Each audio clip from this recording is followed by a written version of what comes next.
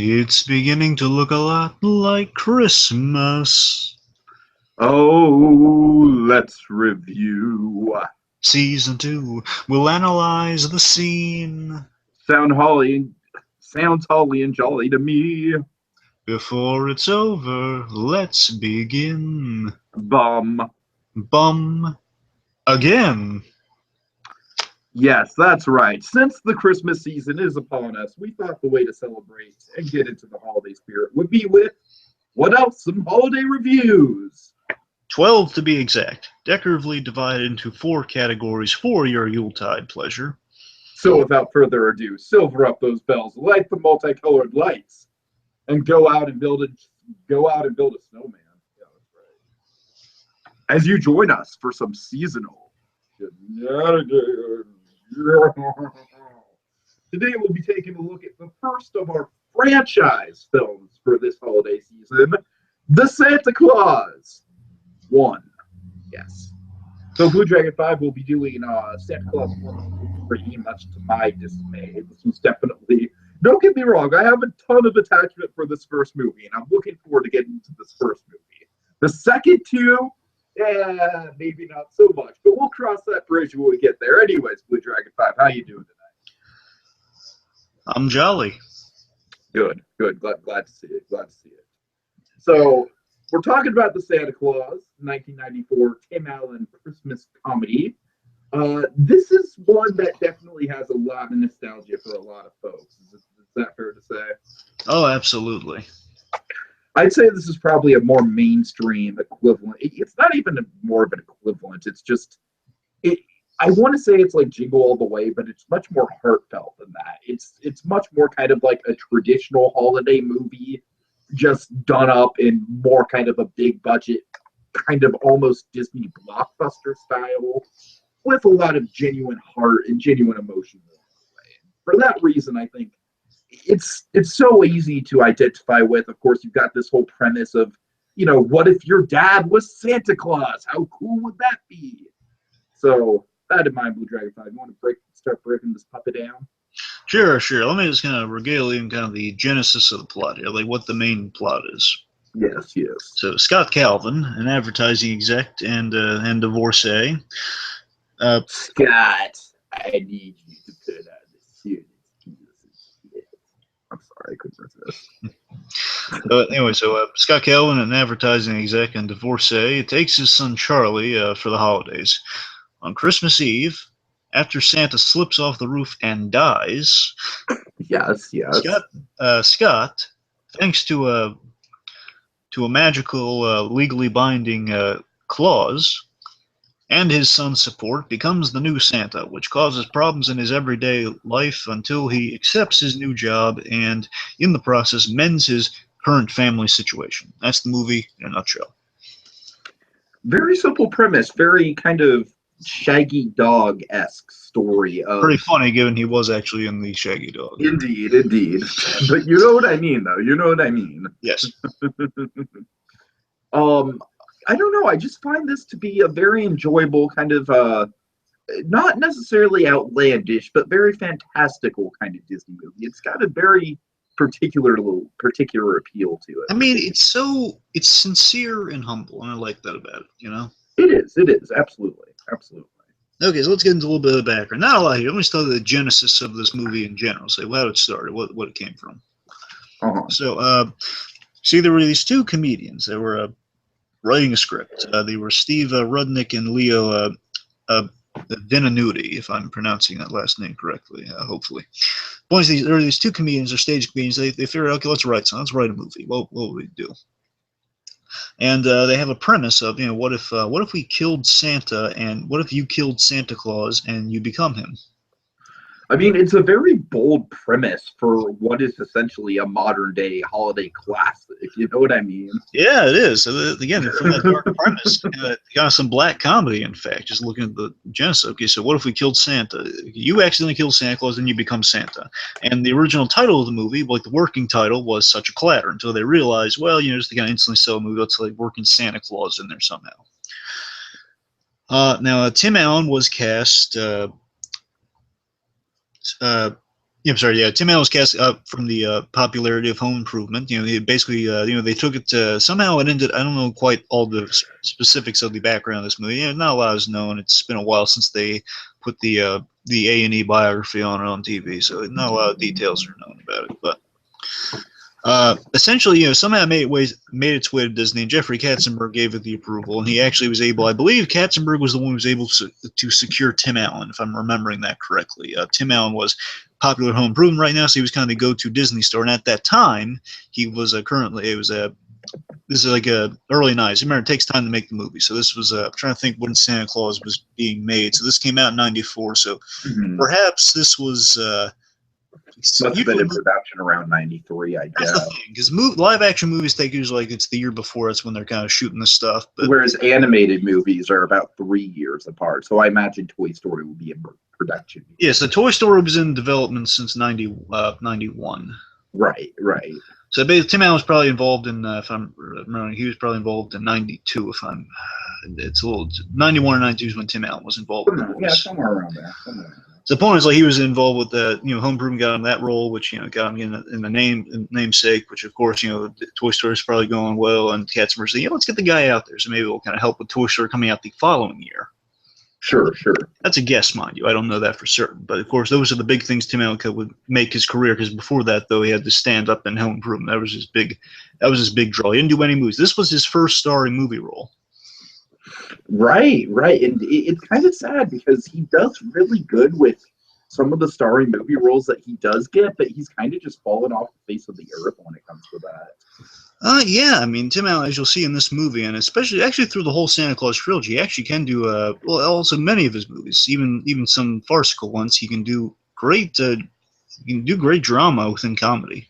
Sure, totally. I think Home Improvement is a testament to that, just showing he's kind of the lovable sitcom father, but also he can play drama really well. All the Wilson scenes are really great, kind of dramatic scenes with some comedy thrown in there, but still he's always underrated. Like the best dramatic performance he ever gave was in Galaxy Quest.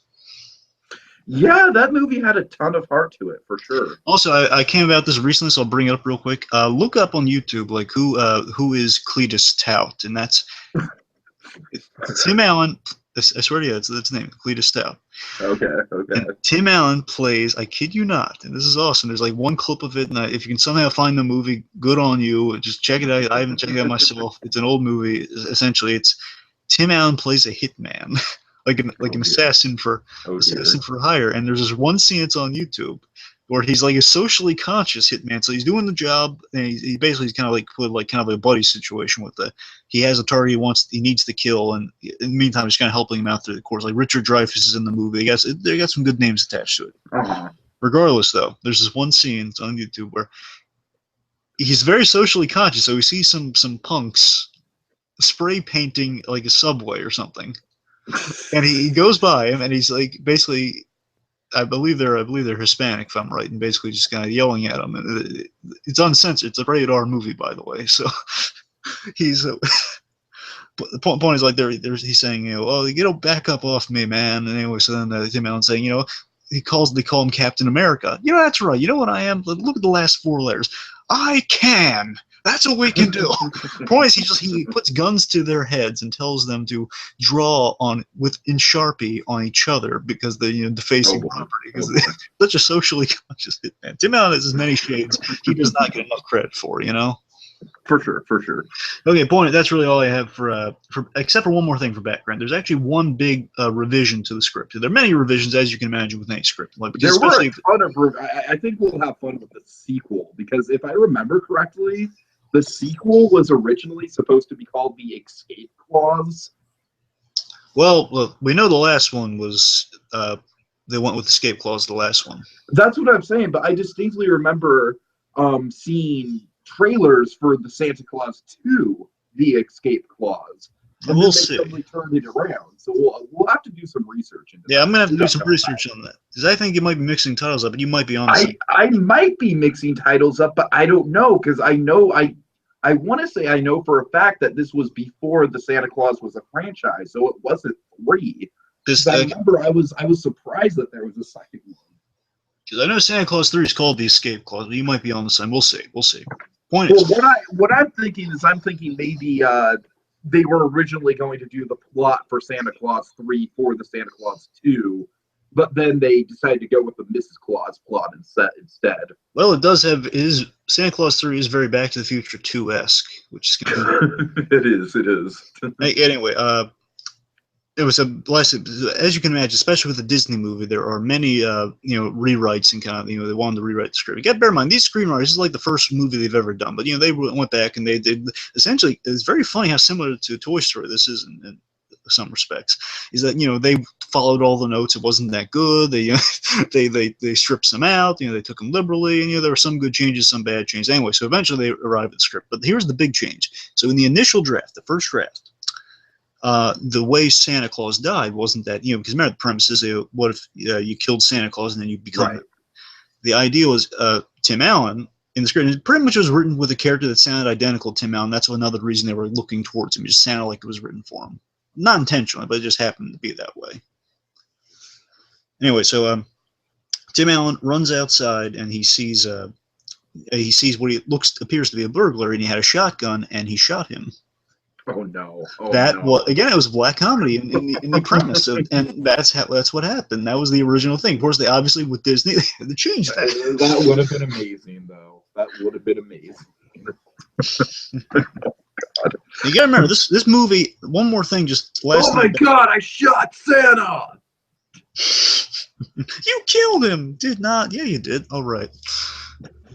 No, but seriously, one last thing in the background. This one's kind of important. Is that with this movie as a kind of Santa movie, really until this movie, aside from taking Miracle on 34th Street out of the equation, you didn't really have any good single Santa movies, like full-length Santa movies. Like that's very true. That's very remember true. Your main two you had were Santa Claus, the Santa Claus and the Martians. And don't you dare talk bad about that movie, okay? That movie is a cinematic masterpiece. Right. And also, you had, of course, there was the Dudley Moore Santa Claus movie that Sedgwick is talking about with John Lithgow. Mm-hmm. No, but seriously, so those really are only two big. I think afterwards, like after the Santa Claus, we started to get a couple of decent ones. Like we got Fred Claus down the line. Fred Claus, right? I feel not necessarily Santa Claus. Well, actually, I want to say after the Santa Claus, you had all the Hallmark Santa Claus movies. That's true. Oh God! Like there's the one with Tom Cavanaugh. Right. Yes, folks, that's right. I said Tom Cavanaugh, as in the Harrison Wells on The Flash. He was actually in a Santa Claus movie where he plays. I want to say he was Santa Claus's son turned Santa Claus, but he might just be Santa Claus from the get-go. It's called Snowden. So point being, this movie was really the first kind of big budget mainstream movie to really feature like Santa Claus in a starring role and really get into kind of the mythology of Santa Claus. So because of the past histories of that, not really a big Santa Claus movie since Miracle on 34th Street, it was a little hard to sell, but eventually they got it done. That's really all the background I have. So I think it's a much better modern day take on Santa Claus than Krampus is. Well, remember, Krampus is... I know. I'm just making a timely joke. Right. Okay. Let's talk about characters. You want to get into some characters? All right. So let's start with Scott. Scott Calvin. Yeah, Scott Calvin. So, he feels so real-world fatherly in a divorce situation. That was the big thing this movie did. It was like kind of unprecedented. This movie really hit home with that divorce stuff, man. Rewatching it, it's almost kind of depressing. I remember this is a time where divorce was still kind of, in the 90s, divorce was kind of starting to come into the framework. I believe Kramer versus Kramer is probably the first big movie to talk about divorce. For sure. And then kind of following that, you had movies like these. They kind of just went into kind of living in that situation more than going through it. It's a Disney movie that has divorce just kind of in there in a very non-flashy kind of way. Yeah, it's such a realistic thing. And again, Tim Allen, this is the thing, people don't give Tim Allen enough credit. He plays humanity very well. And the idea, the way he plays Scott Calvin is that he's a nice yet smart alecky guy, but he's a nice guy. And he means, he helped at the beginning of the movie. It's him toasting. The beginning of the movie is him toasting the employees. I guess remember he's an advertising exec. He's like kind of like the he's not the owner of the company, but he's like the marketing guy, like one of the big marketing guys. Sure. Like he sits in the rooms during the story meetings and the storyboards.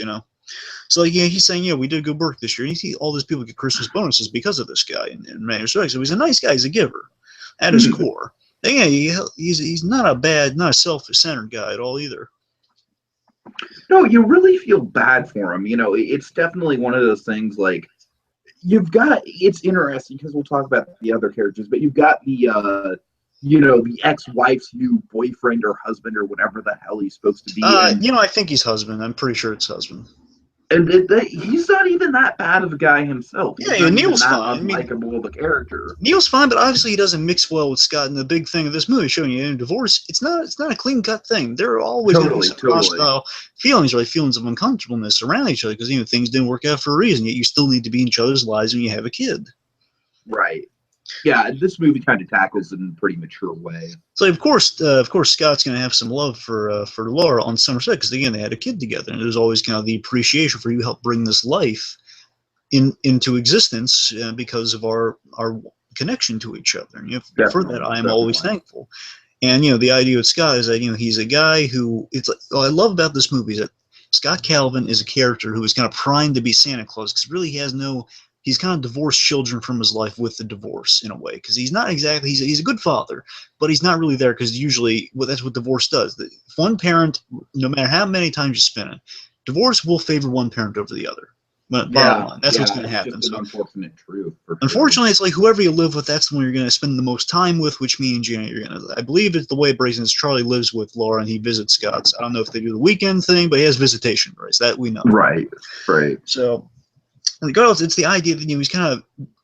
I want to say this is me speculating, but bear in mind, is that Scott, because of since the divorce, Scott has just been alone. He's just kind of taken the joy that took a lot of joy out of his life. So he's just kind of more thrown himself into work to compensate for the loss of child, for the loss of child. But you know, he still has those weekends that are like make him feel on top of the world. You know, like you know, here's my son. I call him Sport. You know, we do some fun stuff together. I try building the good memories with this kid, but. Still, the kid's not getting all of that out of the arrangement, though, because obviously he's not really thrilled about being with Dad around the holidays. So that's the idea. Remember, he's like saying, "Well, you know, can I go with you and Neil when they're doing something around the holidays? If they're like going to a Christmas party or something." Yeah, right. And like you said, it's just a very relatable kind of circumstance. That's the thing. So it's like again, Scott's not just like he is like not like he makes toys for children, but he just doesn't care about him. You know, he does care. Obviously, he's a father. I feel like everything that's going against Scott in this movie is just definitely not his fault. He's just absolutely. I mean, that's the thing. That's why he's primed to be Santa Claus. There is the sadness in his life and to his life in the beginning there with these kind of these catty interactions with Neil. Is that you know he doesn't hate the guy. He's jealous of the guy insanely. Of course. Kid's life and he wants things to work out, but he knows probably because of his work. I'm guessing because of his work. And again, it's yet another reason he's primed to be Santa Claus. He's a workaholic on some level, yet he likes kids. Mm-hmm. And that's the best reward you can give Scott Calvin. That at first seems like a curse, but it's actually a great blessing. Is that he wants to make time for work and for children. What job better does that than Santa Claus? Yet at the same time, it ruins his life in many aspects. And that's kind of like the fun part of this movie is just seeing the transformation. Of course, this was one of the first times I think in modern day that we saw kind of like the dramatic like weight gain and stuff like that going on. Like the horror of it's like a horror movie about like a werewolf movie with Santa Claus. Right, exactly. So I think all that stuff is pulled off really well. It's like Christmas Teen Wolf.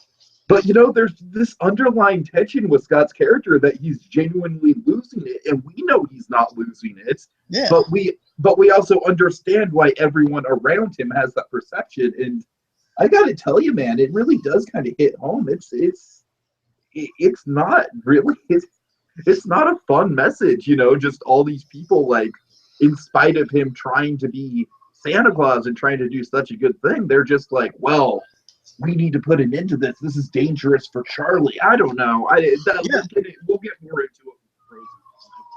But sure, you know, it's this idea that if he can't hide this. It's something impossible to hide. You know, his appearance. It's like something you cannot combat. It's a much better version of Evan Almighty's general tropes. That's for sure. Yes. Take us to Charlie. Charlie is just kind of your prototypical 90s kid character, and I think everyone who grew up in the 90s can relate to this kid, because what kid does not want to be the son of Santa Claus? Oh, yeah. So I think for that reason, Charlie, even though he doesn't really have that much of a character beyond just, I'm the cute kid and I'm the believer in dad, yay! Yeah, unfortunately, Charlie has kind of a double-edged sword here. That Charlie done wrong. Likeable kid, kid's doing this as good performance as he can do. He's a part of the movie. He's a big part of the childhood nostalgia. Yeah. But, you know, there is kind of a hindsight issue with this kid, which we'll get to. Absolutely, absolutely. That's the thing. I mean, for the movie, I mean, he's a good driving force for the belief in Santa Claus. You emphasize this kid's the every kid of like a whole. This is why Santa does this. You know, this is why we can identify this kid being in a situation like a divorcee situation. You know, like sure. Like he's not really thrilled to be with father, but he just, you know, he's there along for the ride. He's like the good kind of the comedian. I don't mean comedian, but I mean like kind of like, hey, straight man at the comedian. He's the good other side of the partnership. Mm-hmm. Right. You know, it's like he's the good kind of other driving force there. He's a good counterbalance to Scott, and they need each other to be kind of an effective character arc. You know, and of course, the heart of this movie is Charlie believing in Santa Claus, which then kind of turns into this pretty sad parable of him believing in Santa Claus means him believing in his dad, and everyone thinks he's crazy for believing in his dad. There's really kind of a sad undercurrent to the whole thing. Oh, by the way, let me just I forgot to mention this during the background. This is gonna be important with all the kind of the deep character stuff we're getting into. John Paskin was the director of this. Now, John Paskin, he didn't direct the other two, but he directed this one, and he is the director of Home Improvement. Many episodes of Home Improvement. Oh, that makes sense. Okay. I just wanted to point that out. That's why I think this first one, in comparison to the other two, has a lot more. It's a little more down to earth because of the Home Improvement. This one is way more down to earth and includes only one or two scenes at the North Pole, whereas the other two are almost entirely set at third one's definitely literally the third one's marketed on being entirely in the North Pole, if not right. 80% in the North Pole. Second one has a good balance. The second one, I know it must be more than the first one. The second one's like 60-40 split between North Pole and because it's like the B story's in the North Pole. That's the idea. So it's okay. So it's like that's like 40%'s in the North Pole, 60%'s I don't know. It might actually be 50-50. I don't know. It's a A-B plot sort of thing. Fair enough. Anyway, so we went through Charles. So again, Charles is just kind of the every. He's a good reflection of the children of the world looking to Santa Claus, and again, belief in the father. All really great themes there. Mm-hmm. Plus, the kid's doing a good job in the role too. Plus, you got to remember, this kid is the same kid who is in the other ones that growing up. That's true. That is a trippy quality to this franchise. Yeah, impressive. Okay. So let's see. Laura would be next, I guess. The mother. Not a lot to say, but you know, literally nothing to say about her at all. Well, I mean, look at it this way: just being the position of the parent. She's worried for her kid. Yeah, that's about it. Yeah, I mean, yeah, she's worried, but also it's that position of she doesn't want to be the bad guy. But you got to look at it from the conflict. That's really the main thing to look at with her characters. That she is in a position where obviously she has to, from the get-go of the movie, she has to shoulder Charlie off with Scott. Not because I have stuff planned and I need to get this kid here, but no, visitation rights. I got to balance this stuff. I still have to try a working relationship with this guy who he's still obviously very regretful of how things end. Okay, you know what? I will give her one thing is that the dynamic between Scott and her is definitely very realistic and very well played in terms of both of them being divorcees who know they can't get back together and yet share a fondness for each other at the same time. Yeah. Okay, I guess that brings us to, of course, her arc kind of panning out with her kind of reaching a point of acceptance of kind of she took away visitation rights, then bringing them back. Right. Hey, taste the meal. Oh boy, this guy is surprisingly down to earth and relatable for what his character is supposed to be. But at the same time, I would say he's probably my big problem with the movie too.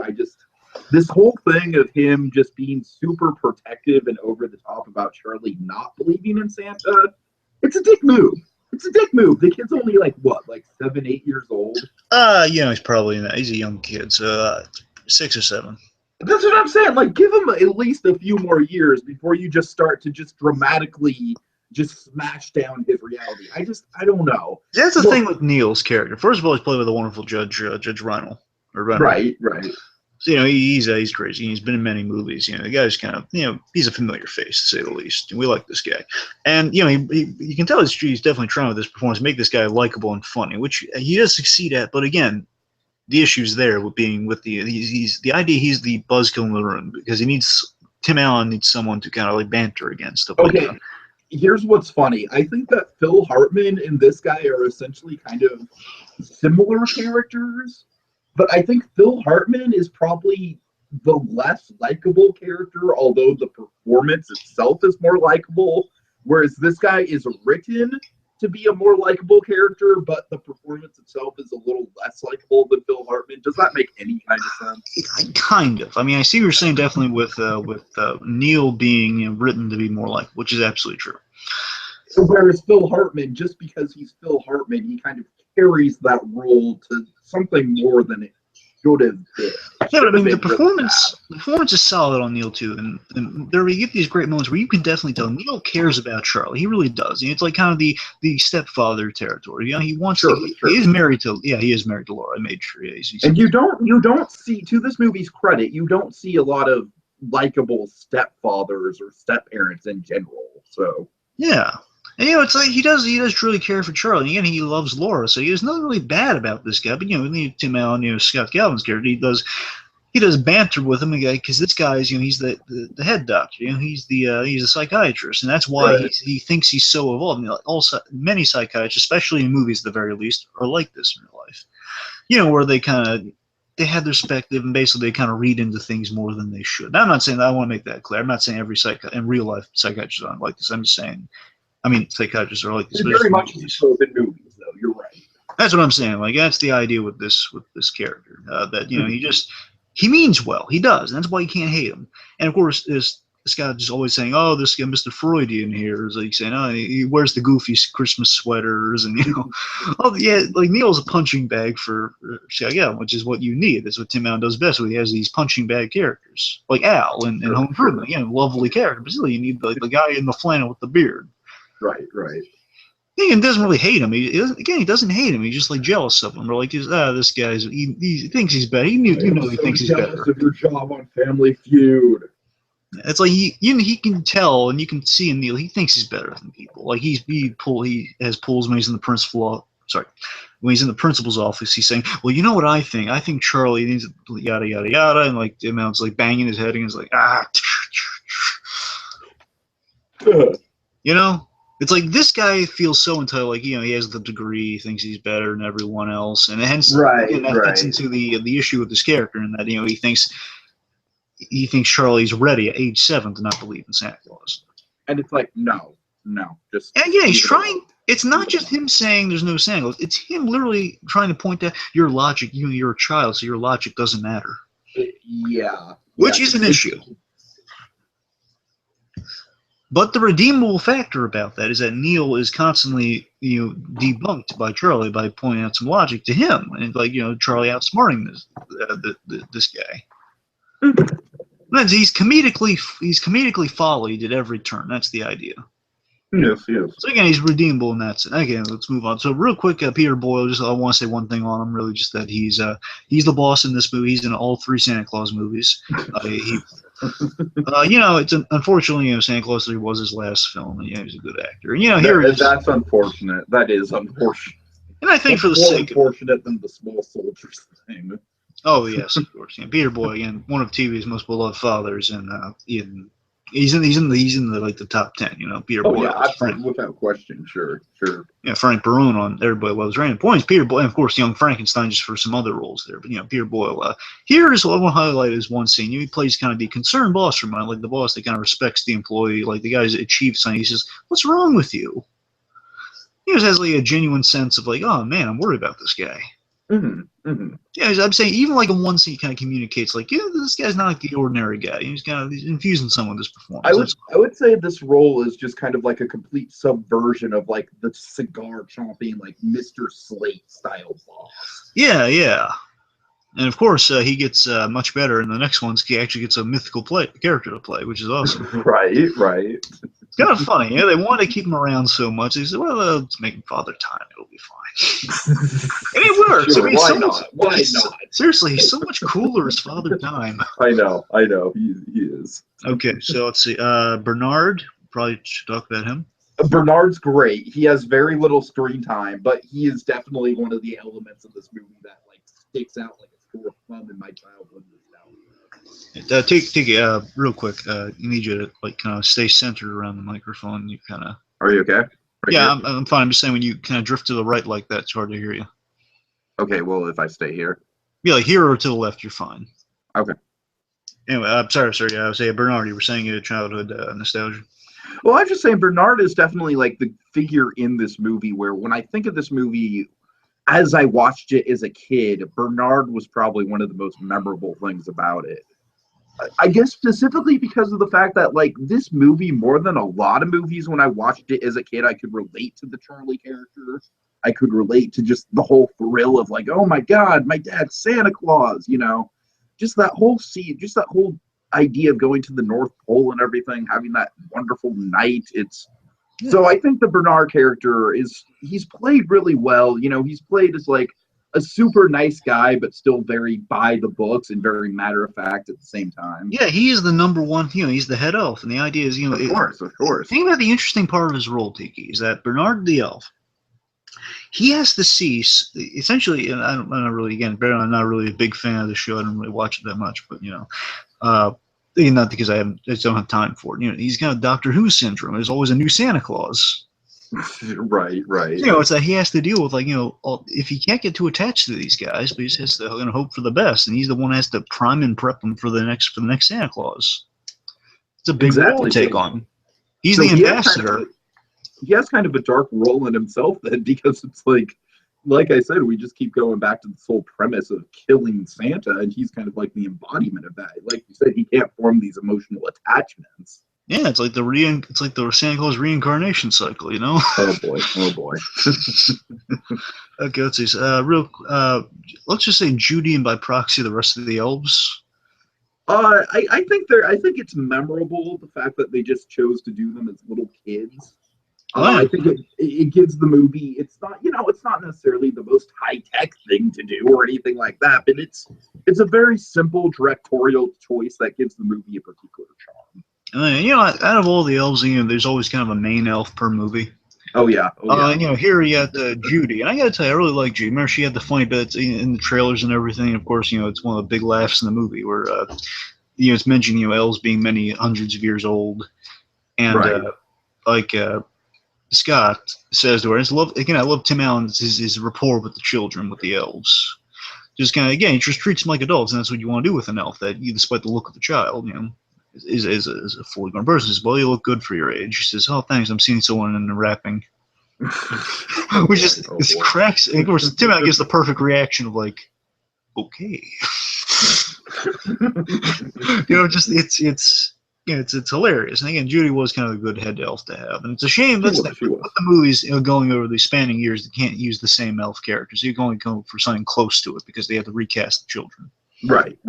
It's unfortunate. I really like Judy, and it is a weird gag though, of like how he has Judy the elf and Judy the waitress. I don't really get that, but I guess the idea is Judy a common name? I would say so. I guess maybe that's it. I mean, not so much anymore, but I would say back in the day it probably was. Okay, now we've gone over some good dynamics so far. Let's just kind of keep it brief on these four dynamics real quick. So Scott and Charlie. Well, like we said, it's just it's a very realistic kind of portrayal of a father and a son, and like the son really, he's likable because he really wants to bond with his dad, but there's a distance there, and I just think Charlie's really relatable in his excitement, and you're really along with the ride. Oh yeah, like when Charlie's doing the thing with the chairs set up as reindeers, Right. But yeah, Scott and Charlie. Of course, it's a wonderful. Through the progression of the film, just as they get closer, as he becomes more Santa Claus-like, it's really sweet. This idea, the father and the keeping a secret with the son, that idea. This is by the end with that snow globe exchange, really beautiful moments. Oh yeah, oh yeah. So let's see. So Scott and Laura, we've pretty much talked about that, but just by the end there's that acceptance, which is nice. There's that tension of like she kind of took away his visitation rights, and not a lot really to say about it, except they have really good chemistry together. That's the main thing. It's a nice, sweet, kind of relatable and realistic portrayal of a couple that's separated but still has feelings for each other. Yeah, I remember there's that one really great line between the two of them where he's like, I forget what the context is per se, but it's like he's going through the an address book, or like not an address book. He's going through like a phone book or something. Mm-hmm. It says 1-800-SPANK me. It's really funny. Just saying, Scott Laura's kind of the great facilitator between the tension in the room between Scott and Neil, and just like between the two of those. Speaking of Scott and Neil.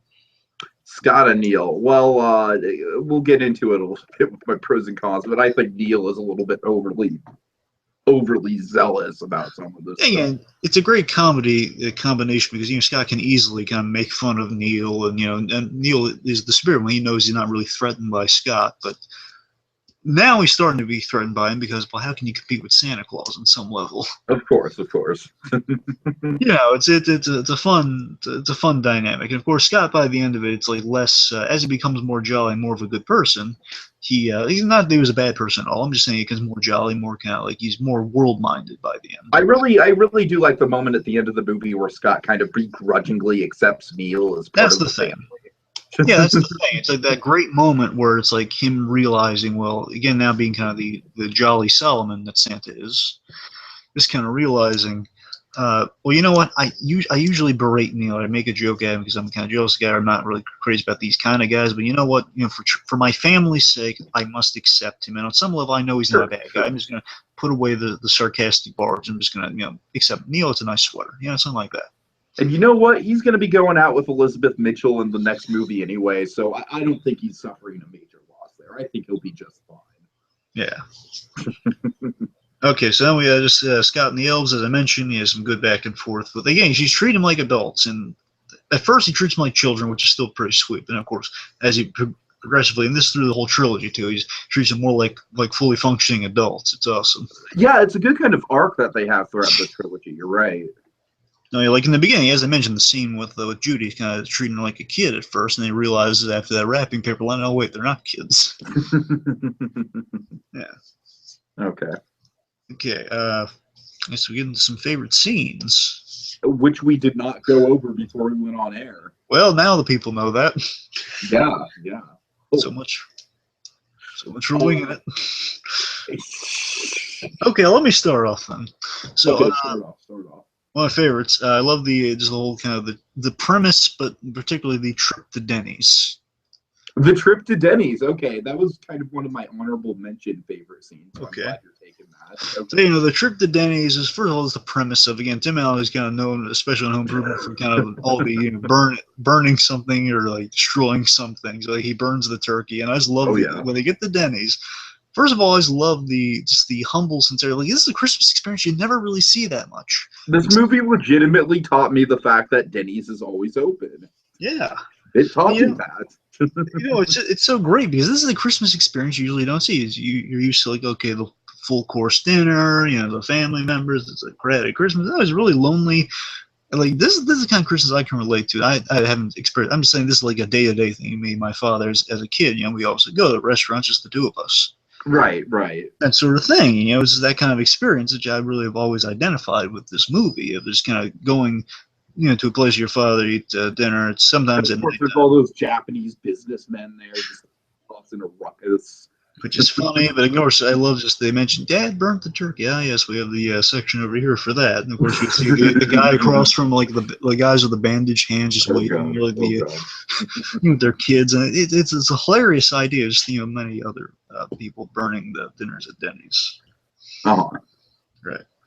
Okay. Well, I hope I'm not stepping over one of your scenes here, but I'm hoping to.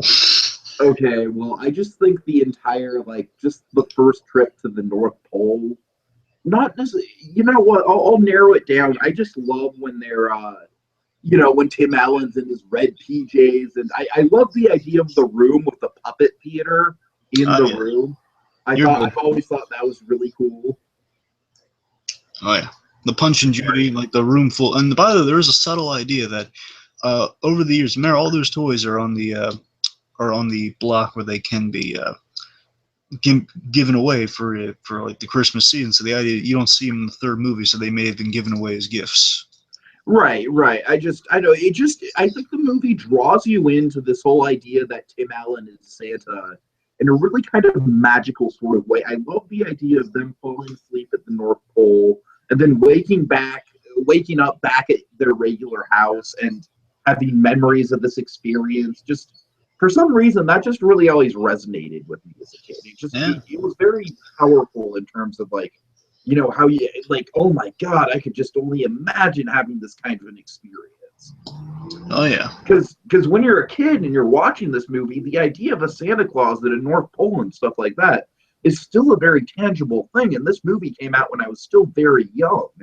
So I definitely watched this movie a lot while I still believed in Santa Claus. So for that reason, just seeing the North Pole and seeing it as a tangible, real, physical thing, it kind of blew my mind in a way, you know?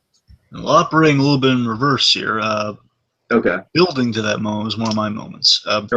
One of my favorite moments, one of the most happy-go-lucky moments. Like this moment really just always sticks in my mind. It's just such a great, memorable part of this movie. It's just so wonderful. It's that at the end of, don't worry, I love the whole thing in general. Just the whole the gift giving montage of them just going house to house and all that stuff. But I love particularly the ending of it. Of like they've delivered all the gifts, and the sun is now rising, and Scott's in there, says, "Merry Christmas to all, and to all good night. Tomorrow I'm gonna get a CAT scan." But what I love so much about it is the score. I love the score in that moment, just the triumphantness of it. And I thought to myself, like, yeah, that is definitely a joke I didn't understand as a kid. Yeah, but seriously, like just the triumphance of like father has lived up to son's expectations. Like, hey, everything's going. This is a wonderful Christmas. It's absurd, but it's wonderful. I could be tripping balls right now. I could be legitimately losing my mind, but it's great. Yeah. It's such a happy-go-lucky moment. And again, the score, by the way, for this movie is a really great theme they have. Like, dun dun is like on a piano, like a toy piano, dun dun dun dun, dun backed up by the orchestration. It's a great score. Yeah, it's a really good kind of like main theme for sure. It's great. And of course, just they kicks in right there, just big, bombastically, yeah! They delivered the gifts, yeah! Oh, yeah. Okay. Okay, again, I'm kind of terrified of stepping over. Well, so far, you're good. Let's see if you step over. Okay, one of my favorite moments is less so the actual killing of Santa Claus, which is handled very, like, almost very abruptly. It's a very shocking moment. And there's a little mistake in there if you notice. Did you notice the mistake? What's the mistake? When Santa falls, when he falls, his leg. Basically, it's like fake snow and then roofing and stuff on there. So when he falls, you'll notice like a rug, essentially, a rug of snow or roof moves with him on the way down. Oh, okay. I'll have to look out. So basically, his foot, when he first loses his footing on the top left-hand corner, it moves a little bit, like it curls up like a rug. But the moment in particular I want to highlight, though, is just this magical moment in this film. The moment where it's like, okay, this is real. Like, this is some legit Santa Claus shit, and we are going to be taken on a magical ride. And it's when after Santa Claus dies and that whole dark thing goes down, Charlie rushes out, he looks, and the camera pans up to the roof, and we see the frickin' sleigh and the reindeer on the roof. Oh, yeah. Do you mean when he bumps in the ladder and climbs up? Oh, right. Oh, God. Did you clatter? I can't even tell you, BlueDragonFive. Like, the child in me just still gets super excited for that. I'm like, oh my God, that's it. That's the sleigh. It's right there. It's like, I know this is a movie. I know this is a Hollywood production. And yet I still get kind of giddy when I see it. And again, it's just the really ironic thing about this whole movie, the thing that nobody even really seems to, if not remember, they don't really talk about it all that much, is the fact that Santa Claus dies. Santa Claus just got killed. He's dead. Well, he didn't get killed. He was careless and he got killed. He didn't just get murdered. Well, regardless, he's dead, and yet we got this moment of absolute whimsy and wonder with climbing up the roof to check out the sleigh. It doesn't matter that Santa Claus is dead. Because we've got the whole movie. Tim Allen is the Santa Claus. By the way, I love the perpetual fear that Tim Allen has in the third act of just like, well, what if I fall off the roof? Will this stop me from falling off a roof? And again, it's such a wonderful moment. It's not one of my official moments, but just when he goes, when Comet gives him rope, says, "Is this for me so I don't fall off a roof?" And I was like, "Oh my god, that's so sweet." But you know what I mean, though. Just the whole sense of wonder that seeing that sleigh for the first time invokes. It still gets to me even as an adult. Oh yeah. So for me, mine's just kind of it's kind of a mix between three brief moments. Okay. I love the subtle, like always love the naughty and nice street gags. Basically, he's walking down the streets after he's kind of become Santa Claus. He's definitely trained. He's walking the earth as Santa Claus right now. He's walking down the streets like he's in tune with it now. Like, I don't know if he's read the list by this point or he just kind of knows it on top of his head, whatever it is, like the innate thing because of the magic. But he's walking down the street like the kids are walking by, like he knows the name and says, I don't remember the names off the top of my head, but this kid nice, this Johnny naughty, and like this full-grown woman, this attractive woman walks down, and God, I cannot remember the names. You don't need to remember the names. Her, very nice, and she turns around. No, then that's for you. They're basically saying this doesn't like say too harsh. It'll be kind of flirty. It's like out of your league. Oh boy, yeah. And then he says, I thought it was gonna get a cute gag. Oh, he knows all the names. It's sweet, It's like it's a gag. It doesn't turn like dirty or anything. It's sweet. Yeah. Again, of course, the other two moments. One, again, I love the pitch scene. I just love him walking in. This is when he's trying to fight there. He's wearing sweats and he's wearing like the suit jacket. He's just trying to look thin, but right. Basically, just the whole pitch scene of like, it's less so just him walking in like looking different. It's more so now that he's slowly starting to become Santa Claus. Like they're pitching like this Santa Claus driving in a tank instead of a sled. And if he draws the line, he says, "Wait." It's like Don Draper levels of just absurd marketing tactics. Yeah, and I just love Scott Calvin here just kind of stepping up as Santa Claus, saying, no, basically railing against the commercialism of the holidays. Right. Saying, no. First of all, why would Santa Claus? They're like, no, the little Susie's bike's going to get crushed by the tank. He's Tim Allen just going off as he does, and it's wonderful. And then, of course, they're like saying, what another thing? Don't make it. You gotta construct this thing. Don't make it so people gotta buy it in instant it breaks and buy it. Well, that's exactly what we're trying to do. No, you can't do that. Yes, I love him just like pitching them, being like kind of the moral pitch man, just saying, no, we gotta make quality stuff here. No, make it a wooden sled. Exactly. That stuff. I love that. And of course, the last bit of yours is more so. Is always the most emotionally impactful moment in the movie for anyone. I'm certain. When Scott reaches his low point, I mean, when you hear the judge sentencing Scott Calvin as he's just walking down the street, it's snowing out, it's dark out, it's such an atmospheric bit. It's pitch black night. Scott, he's lost his family, he's lost his son. No visitation rights whatsoever. Just walking the street. He looks exactly like Santa Claus at this point. He's like, oh, Santa Claus just lost his family. Yeah, that moment definitely always stuck out to me. Like in this fun, cheery, magical movie, it's got some pathos in it too, and it hits home. Big pathos. I mean, if your heart goes out to the guy is becoming something he cannot fight against, and it's a good thing he's becoming too. But no one will believe him, and it's insane. It's such a good thing to happen, but he's losing everything because of it. Right. I guess I have something just really, really quick to mention. What do you got? I just love the whole thing with the sleigh that has the hot chocolate maker. I don't know. It's just, I know you're the gadget guy, so I hope I'm not stepping over one of yours again. No, I'm not. Okay, cool.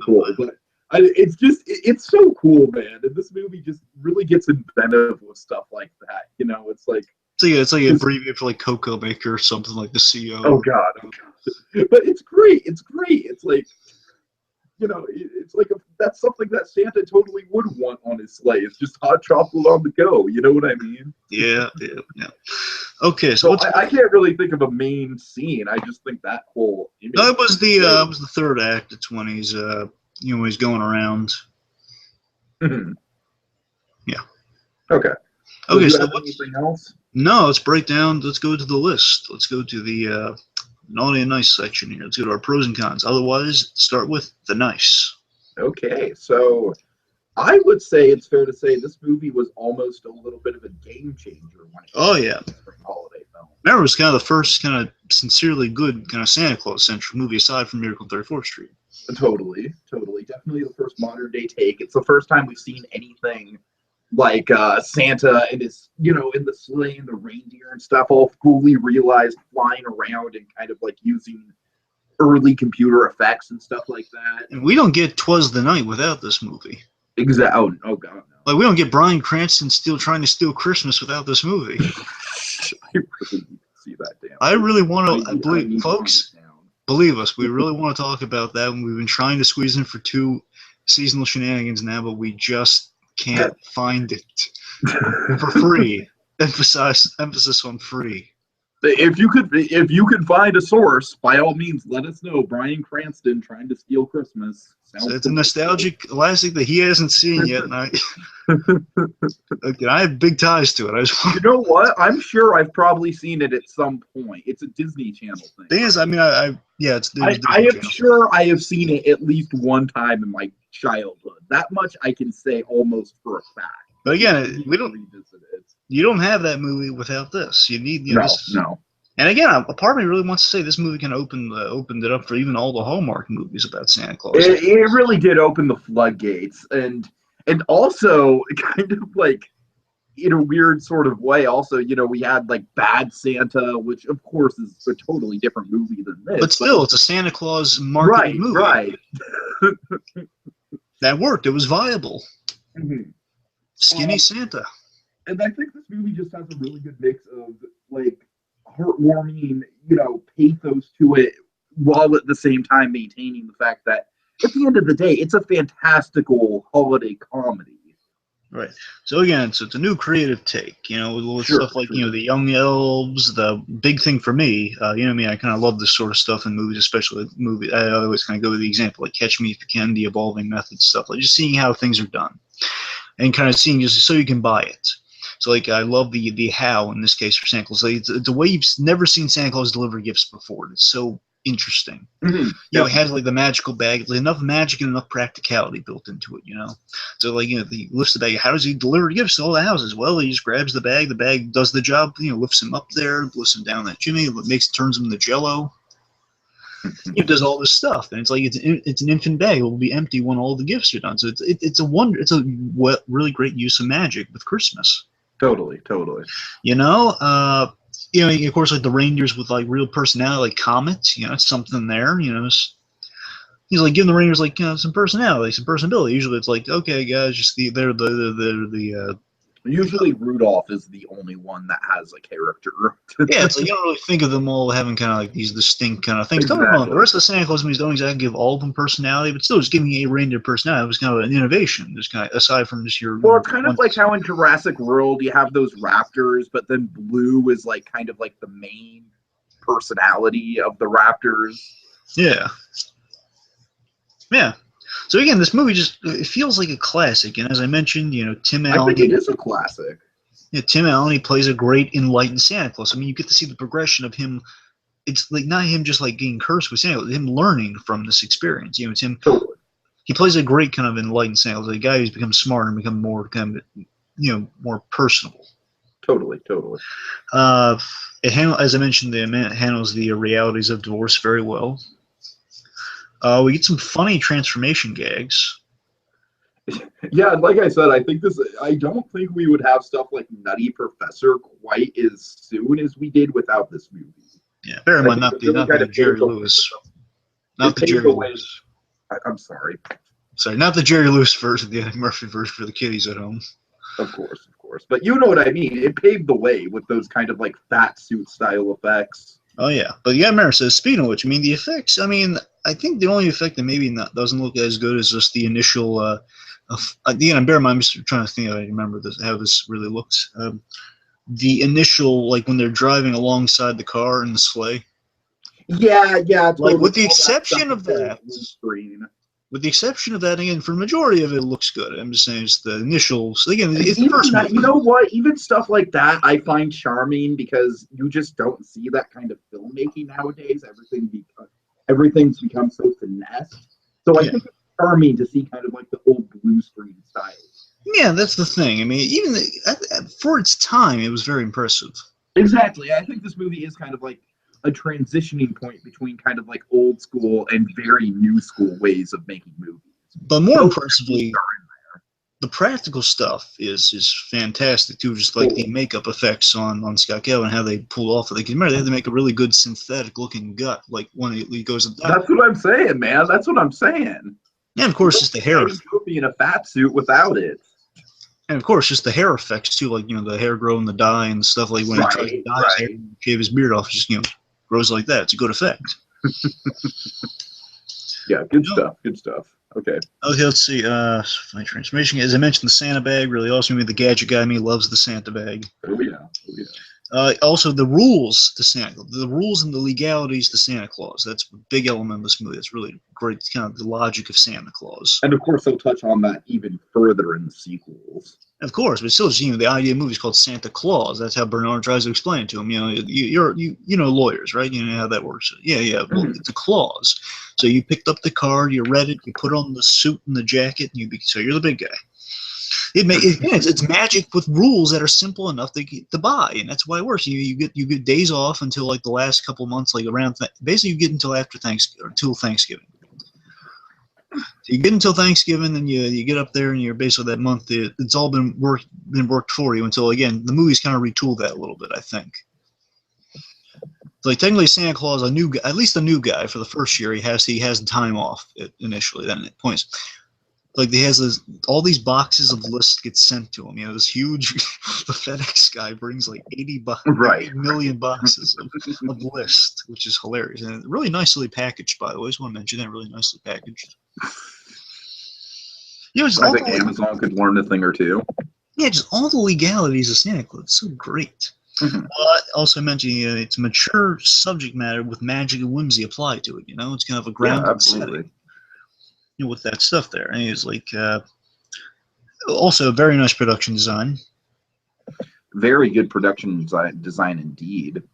Oh yeah, especially the North Pole. I love all the sets in the North Pole. Of course, the North Pole itself acting as kind of like the secret entrance. Right. Very cool. Okay, again, I can't get over how cool that room is with the puppet theater and the train running through it. Oh man, the train is so cool. Yes, the train was definitely one of those things as a kid. It was like, I want to go there. A little tidbit for you, Tiki. I found this out on doing my research.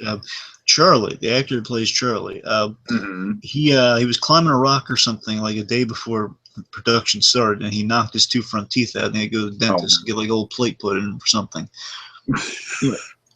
Basically, I had like to fill in for the teeth until things worked out, until they got like a cast or something made. Point is, in that scene when he gets on the train, he goes into the tunnel, and you hear him speaking. That's because they couldn't show him speaking because he didn't look right. Oh God. Okay. Had to be an ADR line. That's why. Actually, no. That's why he's like waving with his mouth closed, just like he's just waving, smiling because he can't speak. You say hi. Okay, that train's so cool. Yeah. What's our naughty list? What's our naughty looking like? It's a very short list. It is. The only thing we can really put on it is Neil's motivations are a little muddy. I got 3. I got 3 points. Okay. So, okay, these are genuine issues with it, folks. I think, again, because of the holiday season, you can look over these easily, but there are points that should be addressed if you're looking at it kind of like a little critical eye, because this movie isn't really brilliant on many levels. It is. Well, Charlie, Charlie is an issue, again, in hindsight, as I mentioned earlier.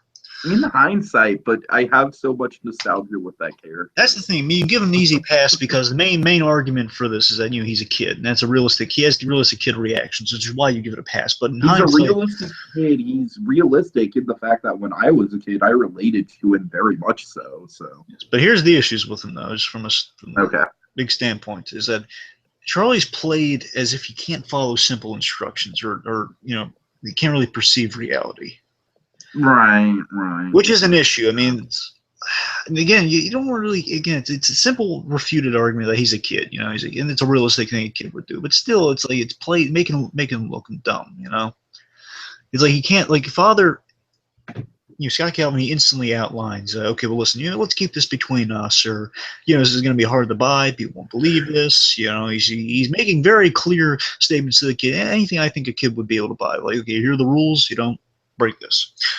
You don't, and remember, like, he goes to the lawyer, and then he tells the lawyer everything, which is why he loses visitation.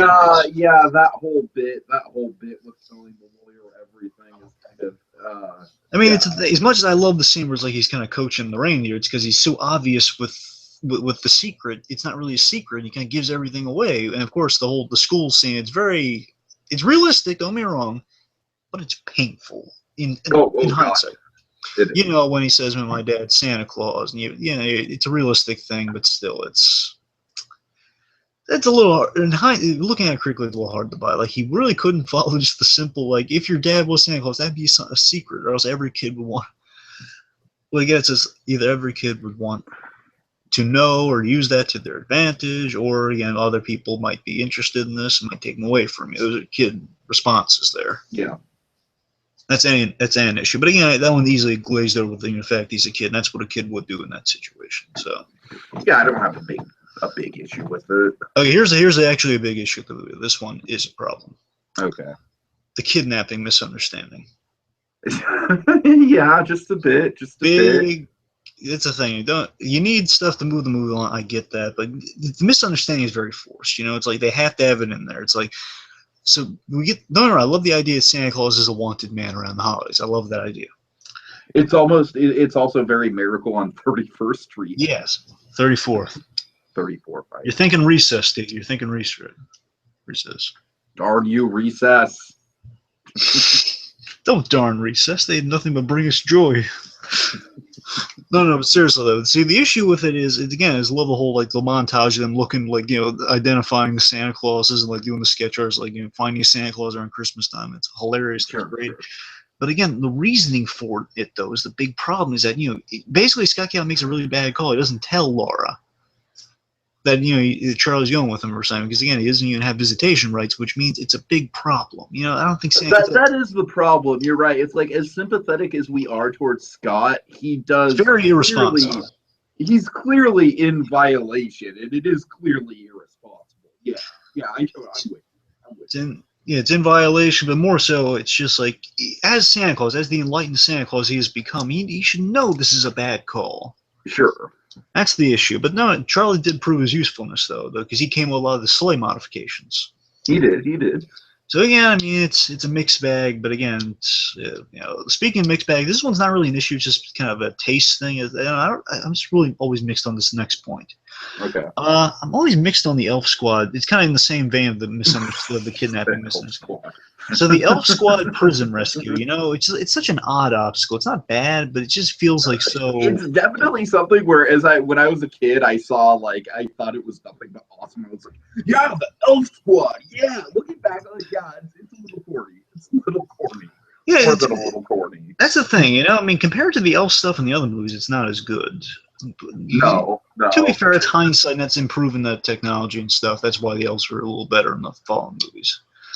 But just with the Elf Squads, it's not so much them themselves, like elves on jetpacks. Don't get me wrong, elves on jetpacks is cool, but of course. The problem is it's just such a forced obstacle. Like, okay, Santa Claus is in prison, so the elves had to come and rescue him. But it's on jetpacks. It just feels weird. It's not bad. It's just weird. Yeah, it's in conjunction with the kidnapping thing. It's like it's ready to have Santa Claus be a wanted man, but for kidnapping and you have to break into jail or free him, it's weird. Yeah, seeing Santa Claus in jail was definitely a weird thing with this movie for me. That never sat right with me when it got to that part. That's the thing. But I mean, again, overall, all these are really just kind of taste and quibbles, really. They're not really big problems. Again, except kidnapping may be one, but still, regardless. And I also think Neil kind of being a dick and, like, wanting to essentially take away Charlie's childhood innocence and wonder. Well, again, for no real reason. Well, remember, the reason is he's misguided with therapy. That's the idea. He thinks that's. Yeah, but I'm just saying it's not really well explained, and it just kind of comes across like he's fine. I wouldn't call him sincerely unlikable, but like I said, I just think his motivations are a little forced. Well, let me say one more thing about Neil, just with that, is because, remember the other deep-seated reason why he's against Santa Claus, right? Oh yeah, the Oscar Mayer whistle, which is because Santa Claus didn't give him the Oscar Mayer. He stopped believing at age 3 because he didn't get the Oscar Mayer whistle. Oh, and of course, he got that at the end, which is again the actor, Judge Reynolds. He just has wonderful delivery, just the most sincere, like he's gotten Red Ryder's shotgun in his hand. It's like the Oscar Mayer weenie whistle. And he blows into. Okay, you know what? Just for that, I will retract my criticisms of Neil's art. That's just what I'm saying. It's just because it pays out. It pays off very well. He's so misguided. That is a really good payoff. I'll give you that much. It's like if you were denied that toy at such a young age, and then you finally get it back, and he's like, "I take back every bad thing I ever said." Right. Okay. But again, it's just very minor quibbles with the just plot necessary stuff, really. Yeah. So yeah, it's a really good movie. So I guess now the last thing to do is ask the question: how does it stack up to other Disney and franchise Christmas films? Again, this is kind of revolutionary. It really puts you in the holiday spirit, which is something you really want with any Christmas movie. Again, as I mentioned before, aside from Milk through 4th Street, this was the big Santa Claus movie to define the other Santa Claus movies. Mm-hmm. It holds up very well. I'm going to be honest with you, though, and this might be a little controversial. I had more fun revisiting Jingle All the Way than I did with this movie. Well, it's because Jingle All the Way has Schwarzenegger in it. Yeah, I guess so. It's like with this movie, it's like, don't get me wrong, the nostalgia was there for sure. I just, like, Jingle All the Way just went by so much faster for me than this movie did. Like, this movie, I feel like, has a few more legitimate kind of pitfalls to it, whereas Jingle All the Way, the stuff that's stupid about Jingle All the Way is meant to be stupid. But having said that, of course it holds up. It is most definitely a classic. I do worry that it's not going to have the same kind of impact. Like if I were to show it to my hypothetical children, like 10 years down the line, I don't necessarily know if they would like really get what was so special about it. You mean Annie and Jill wouldn't like it? Sure. Well, you said hypothetical children, so I'm naming them hypothetically. Annie and Jill. Wow, I don't even say that. Well, you want to name your hypothetical children? Be my guest, because it seems like you haven't really given that much thought. Oh, I want to name my hypothetical kid Sawyer over the character from Lost and Tom Sawyer. So yeah, I have given it thought actually. All right, fine, Sawyer. But you know what I mean, though? It's like for us, for 90s kids, it's totally this cherished landmark of a film. But I feel like film has progressed so much since this movie that I don't necessarily know how a kid these days would respond to it just watching it for the first time. I'm interested. It holds up for us. I'm just interested to see if it would hold up for kids nowadays. In my heart of hearts, I'd like to think it would, because this is just a feel-good Christmas movie. It's a classic. I think they would like it. Okay. So I guess that is about it. Do you want me to unwrap what we'll be talking about tomorrow night? Yeah, let's peek beneath the wrapping. Let's don't fully unwrap. Let's take a little peek. Okay, so we will be going into the Disney category tomorrow and talking about Mickey's Christmas Carol, which is actually something I'm surprised we haven't talked about yet. It's one of the more faithful adaptations of the Christmas Carol, along with Muppet Christmas Carol, which we talked about last year, of course. Scrooge McDuck as Ebenezer Scrooge doesn't get that much more perfect than that in terms of casting. So looking forward to it. And I guess that's it. BlueDragonFive, want to take us out? Certainly. So, folks, let me rephrase that. Well, kids, time to dash away all, but as we wave goodbye, don't you cry. We'll be back again next time for even more seasonal shenanigans. La la la la la la. Oscar Mayer weenie whistle.